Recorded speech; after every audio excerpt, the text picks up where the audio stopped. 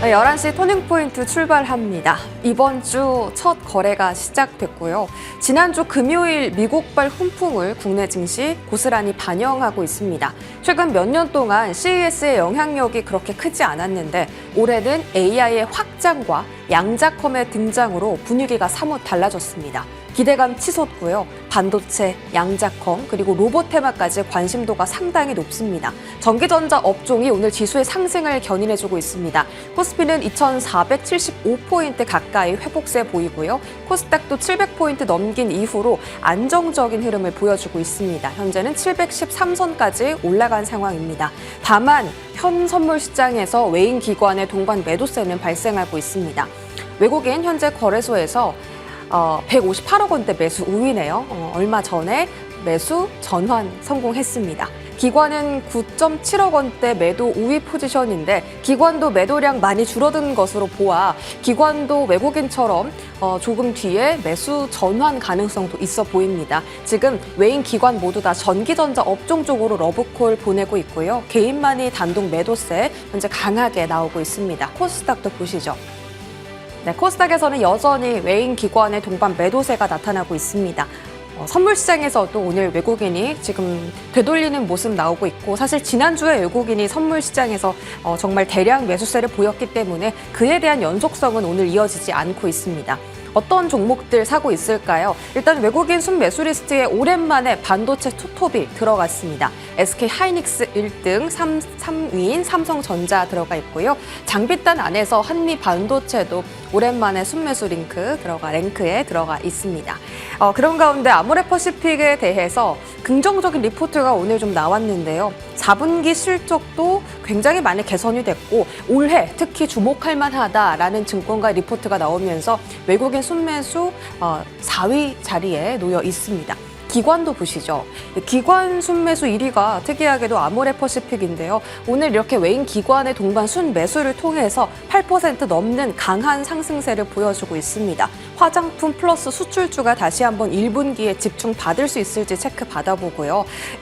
반도체 안에서는 한미반도체 이렇게 딱 하나 있습니다. 이오테크닉스도 있네요. 장비단에 대한 관심도가 기관 쪽에서 몰리고 있고요. 반도체 투톱을 기관이 최근에 사들였는데 오늘은 전혀 사들이고 있지 않습니다. 오로지 외국인의 순매수로만 오늘 반도체 투톱 플러스 이 전기전자 업종 시장이 이렇게 반등세를 강하게 보여주고 있는데요. 어떤 의미일까요? 내일부터 또 CES 시작됩니다. 우리가 그 안에서 얻을 수 있는 힌트들 오늘 자세하게 체크해 보겠습니다. 지금 출발하시죠.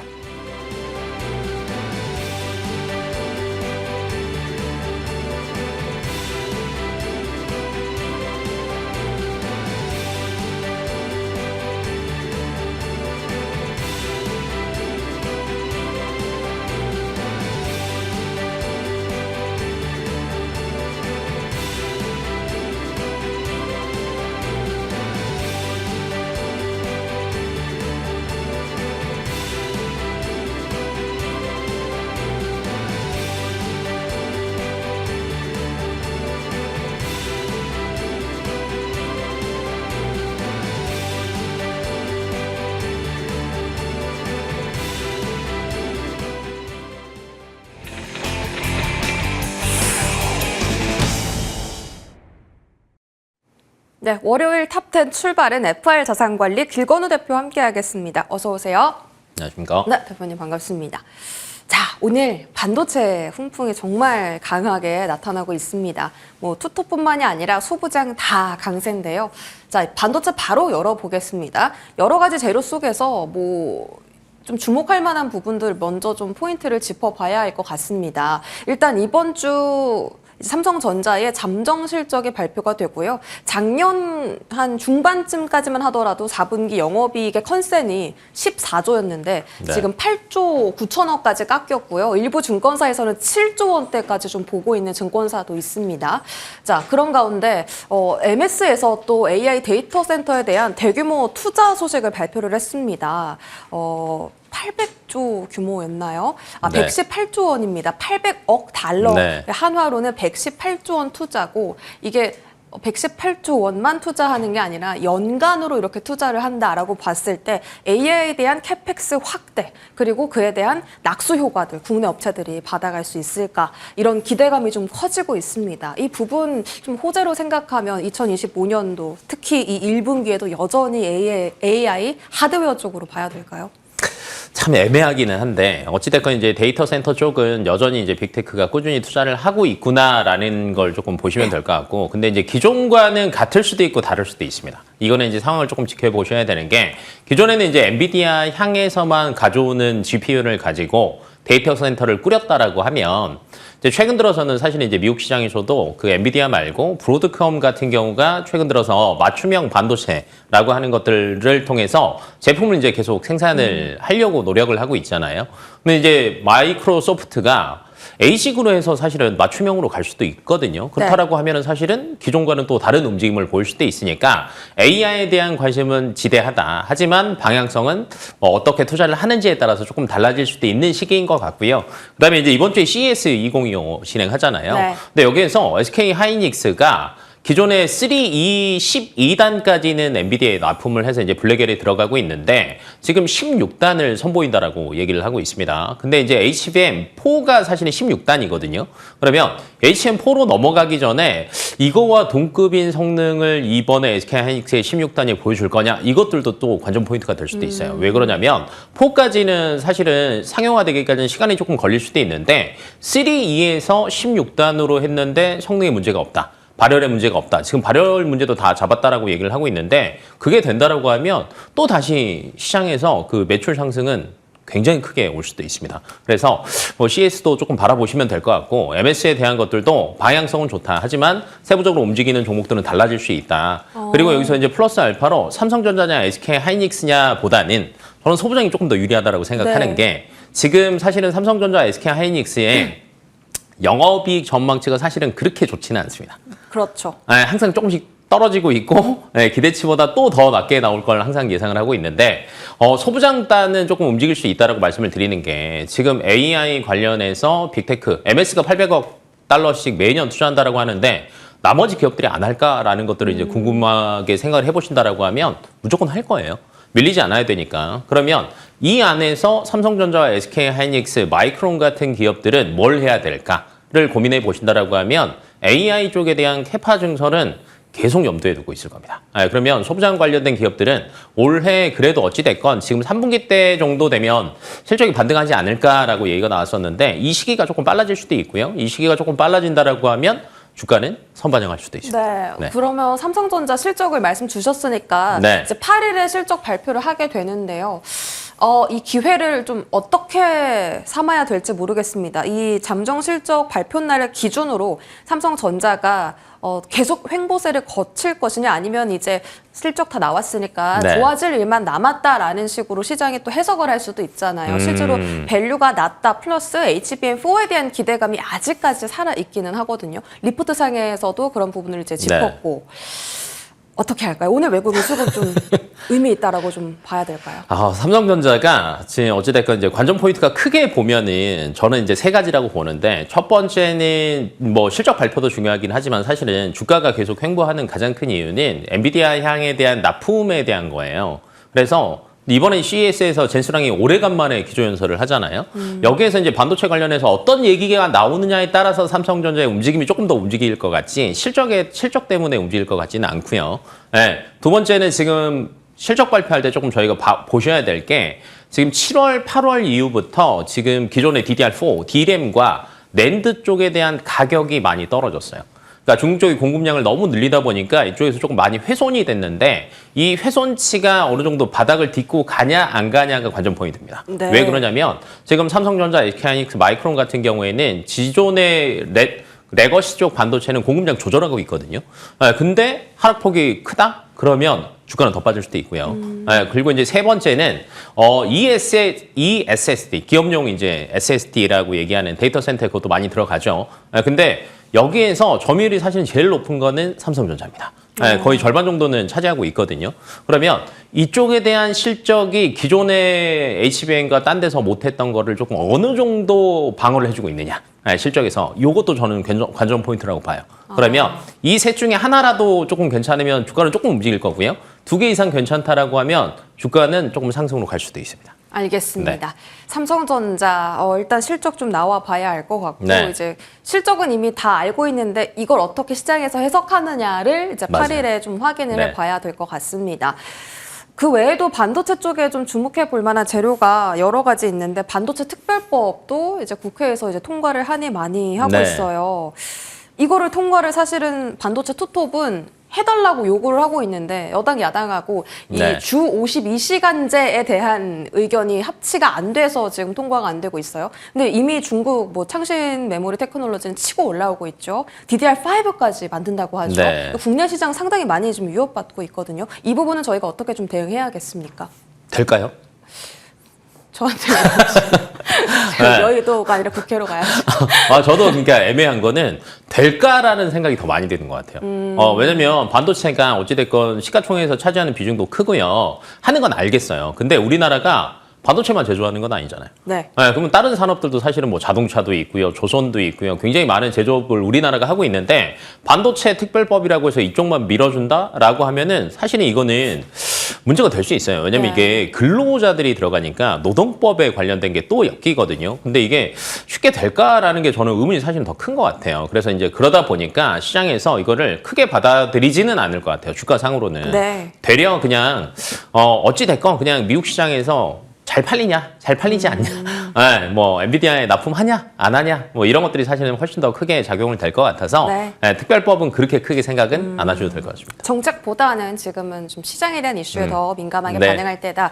우리 길 대표님께서 투톱보다는 소보장 봅시다라고 네. 하셨잖아요. 이제 어떤 쪽을 보느냐가 또 관건입니다. 옥석 가리기가 굉장히 필요한 시기고 바닥은 잡았지만 뭐 지금 반등 기회 4, 5월 달에서야 구체화된다라고 지금 이야기가 나와 있잖아요. 네. 그때쯤 구체화되면 지금은 뭐 사기엔 너무 이르다? 그렇게 봐야 됩니까? 아니면 지금이라도 사야 됩니까? 뭐 6개월 선반영한다고 치면 네. 사실은 이제 지금은 보셔야 되는 시기인 것은 맞고요. 근데 앞에서 얘기했던 것처럼 MS가 매년 800억 달러 투자한다라고 얘기를 했으니까 아마 다른 빅테크 업체들도 이번 달, 다음 달 중으로 어찌됐건 우리도 꾸준하게 투자하겠다라는 얘기가 나올 거예요. 그래야지 이제 본인들의 주가도 방어를 할 수 있거든요. 그럼 이런 측면에서 본다라고 하면 삼성전자, SK 하이닉스 입장에서는 AI 관련된, 예를 들면 아까 ESSD 또는 HBM 관련된 것들을 장비를 어찌됐건 발주를 조금 더 넣어서 생산량을 언제든지 더 치고 올라갈 준비를 하고 있어야 됩니다. 네. 그러면 아마 1분기부터는 장비 업체들 발주량이 조금 늘어날 거예요. 네. 1분기요? 네, 지금 1분기죠. 아. 네, 이제 지금부터는 당연히 늘어날 수밖에 없는 시기이기도 하고요. 네.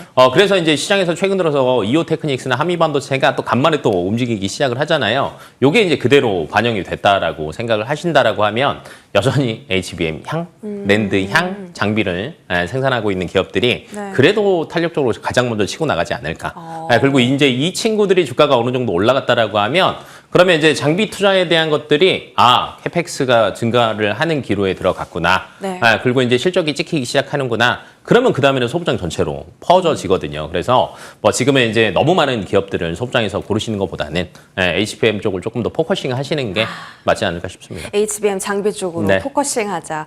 최근 들어 바닥에서 반등을 하면서 추세적인 상승을 만들려는 종목들이 많이 나오고 있거든요. 네. 그래서 궁금한 것이 기대 수익률이에요. 작년 상반기처럼 반도체가 랠리 수준의 상승을 보일 것이냐, 아니면 어떻게 상단을 좀 제한을 잡아놓고 우리가 그 안에서 이제 매도 플레이를 해야 되느냐, 그것이 궁금합니다. 이때 이제 중요한 건 이겁니다. 3E 12단에 우리가 잘 납품을 해서 장비를 납품해서 이제 수익을 보고 있는 기업들 같은 경우에는 사실은 3E에서 이제 4로 넘어가는 그 시기거든요. 그럼 4에 대한 기술력도 갖고 있냐 없냐가 굉장히 중요해요. 그럼 이걸 가지고 있으면 상단을 뚫을 거고요. 네. 없다라고 하면 상단 막혀 있을 거예요. 그럼 그게 있는 종목이 뭐예요?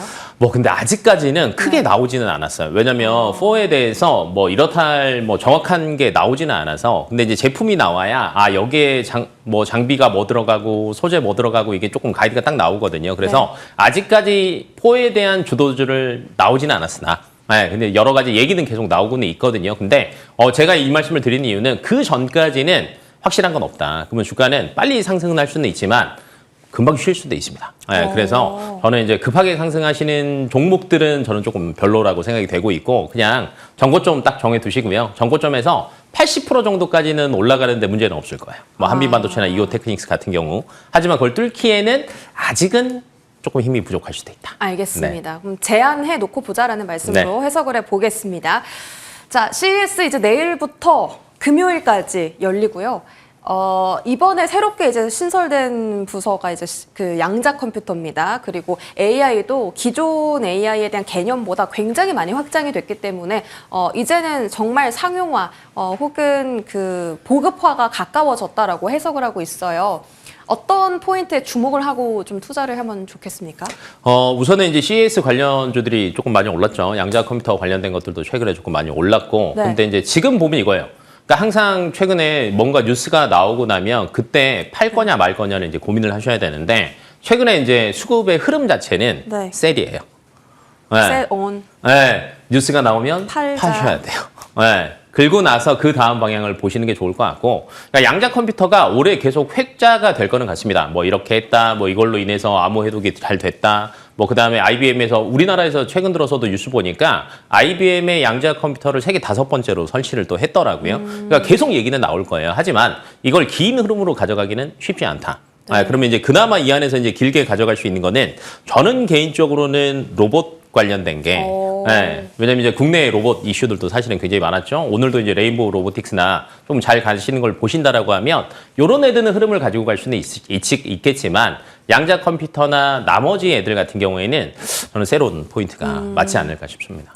그래요. 양자 컴퓨터 관련 네. 종목들도 지금 굉장히 상한가 막 올라가면서 너무 이제 많이 올랐다라는 시선이 네. 좀 나타나고 있습니다.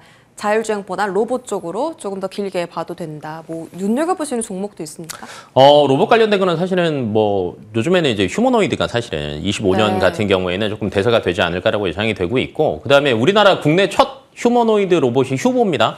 휴보 만든 게 사실은 레인보우 로보틱스의 이제 대표. 라고 생각하시면 될 것 같고 이제 레인보우 로보틱스 같은 경우가 어찌됐건 그 휴머노이드 로봇에서는 대장의 역할을 조금 할 것으로 예상이 되고 있고요. 근데 최근에 조금 더 업무 많이 올랐죠. 그러면 레인보우 로보틱스의 휴머노이드 로봇에 들어가는 부품을 공급하는 회사들이 어딜까? 라는 게 조금 이제 조망이 많이 될 거예요. 뭐 SBB테크, 뭐 이제 감속기 관련 회사나 액추에이터 관련된 회사들 같은 경우에는 사실은 이제 그만큼 이제 주가가 또 팍 올라가지는 않았거든요. 그래서 이제 부품 관련된 회사들도 사실은 뭐 올해는 뭐 실적이 그래도 괜찮지 않을까라고 개인적으로 생각하고 있습니다. 알겠습니다. 부품 쪽에서 SBB테크 밸류체인 그리고 액추에이터 관련 종목들 관련해서 뭐 하이젠 R&M 같은 경우 오늘 기관 순매수 리스트에도 들어가 맞아요. 있습니다.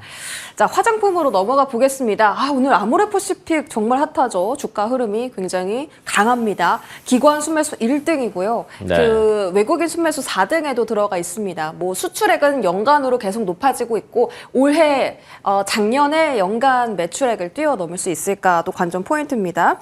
증권가의 리포트만 보면 그럴 네. 것 같아요. 아모레퍼시픽도 뭐 중국에서 부진하다가 최근에 영업이 굉장히 많이 회복을 했고 K뷰티는 1분기에 좀 집중해 봐도 되는 섹터입니까?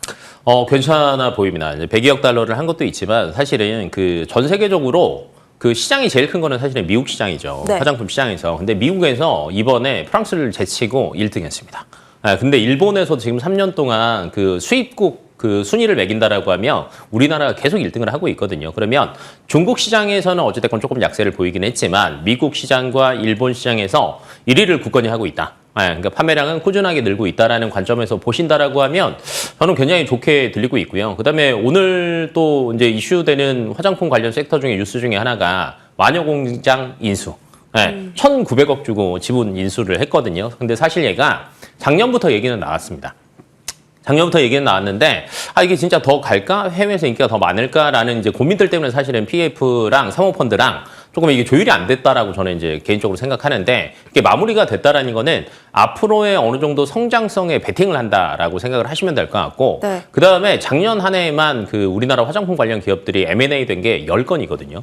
그만큼 앞으로에 대한 성장성에 조금 더 포커싱이 많이 돼 있다라고 생각하시면 될 것 같고 저는 이제 미국 시장에서 굉장히 고무적인 게 미국 시장에서는 사실은 화장품을요. 대부분 올인원 제품을 많이 썼더라고요. 그냥 하나 바르면 다 끝나는. 네, 근데 최근에 안티에이징, 그러니까 이제 오젠픽 페이스라고 해서 뭐 다이어트하고 나니까 살 빠지고 그다음 피부 별로 안 좋아지고 이런 것들 때문에 안티에이징 쪽에 관심이 많이 생기면서 우리나라 기초 화장품이 인기가 굉장히 많아지고 있습니다. 그러다 보니까 미국 쪽에 대한 성장에 대한 기대감들이 조금 많이 반영이 되고 있고, 최근에 아모레퍼시픽도 그 목표가들이 조금 상향 리포트들이 많이 나오는 게 미국에 대한 성장성 얘기가 네. 나오고 있고요. 그다음에 화장품주 같은 경우에는 어찌됐건 이제 수출이 주도다 보니까 네. 환율 상승에 대한 이익까지도 생각을 하거든요. 그러니까 환율이 현재 기준으로 10% 상승을 하잖아요. 그러면 화장품 관련 기업들은 영업이익이 3% 상승한답니다. 네, 그러면 4분기, 1분기, 2분기 정도까지는 환율이 어찌됐건 지금 1,400원 이상, 네, 네. 1,500원대를 계속 유지할 거다라는 전망치들이 계속 나오고 있다 보니까 당연히 실적은 높아지겠죠. 근데 최근 들어서 이제 네. 꾸준히 이제 화장품 쪽은 봐야 된다고 나오는 게 OEM, ODM 업체였는데 네. 대표님 말씀은 뭐 안티에이징 쪽으로 기초 화장품이라든지 최근에 아마존에서 또 그 미용 기기 있잖아요. 네. 이렇게 리프팅 디바이스. 조금씩 해주는 네네네. 거 디바이스 쪽 APR이라든지 네. 이쪽을 봐야 됩니까? OEM, ODM보다? 다 괜찮은데요. 그냥 이렇게 조금 생각을 해보시면 좋을 것 같아요. 최근에 ODM 쪽이 주가가 별로 못 갔습니다. 네, 맞아요. 네. 오늘도요. 네, 잘 못 갔어요. 그러면 앞으로 사실은 뭐 이제 최근에 화장품 관련 주면 앞에 제가 마녀공장도 얘기했지만 오늘은 갔지만 그 전까지 계속 쉬었어요. 그러면 ODM 관련주를 볼 거냐, 판매하는 주를 볼 거냐, 아니면 방금 얘기했던 디바이스 쪽을 볼 거냐를 네. 보신다라고 하면 판매량으로 따지면 디바이스보다는 화장품이 더 낫고요. 네, 그다음에 미국 쪽에서 예를 들면 ODM 관련된 업체들이 화장품을 만들어서 보내는 걸까 더 많을 거냐, 아니면 미국 내에서 생산하는 게 더 많을 거냐를 따져본다라고 하면 만들어서 미국 쪽으로 판매하는 게 훨씬 더 많을 거고요. 네, 그다음에 지금 화장품주들 같은 경우에는 사실은 무관세입니다. 관세가 없습니다. 미국에 수출을 할 때. 그렇죠. 네, 그러면 보편관세 얘기가 분명히 나오기는 해요. 그래서 이익 훼손이 나오는 거 아니냐라는 얘기가 나오기는 하지만 저는 그렇게 크지는 않은 것 같아요. 왜냐면 지금 보편관세 트럼프가 얘기를 하긴 했지만 저는 이건 그 협상 카드로 사용할 것 같지 정말 대놓고 할 것 같지는 않거든요. 그렇다라고 하면 만들어서 수출하는 기업들 같은 경우가 아까 환율 이익 10% 올라가면 3% 영업이익률 늘어난다 말씀드렸잖아요. 이게 훨씬 더 크게 다가올 것 같아요. 그러면 화장품 쪽에 탑픽 하나 말씀해 주시고 저희 마칠까요? 저는 뭐 코스맥스도 나쁘지 않고요. 아니면 이제 조금 그래도 미국 공장이 있어야 되지 않아라고 하시는 분들 같은 경우는 한국 콜마도 괜찮습니다. 알겠습니다. 자, 이렇게 FR 자산관리 길건우 대표와 이야기 나눴습니다. 고맙습니다.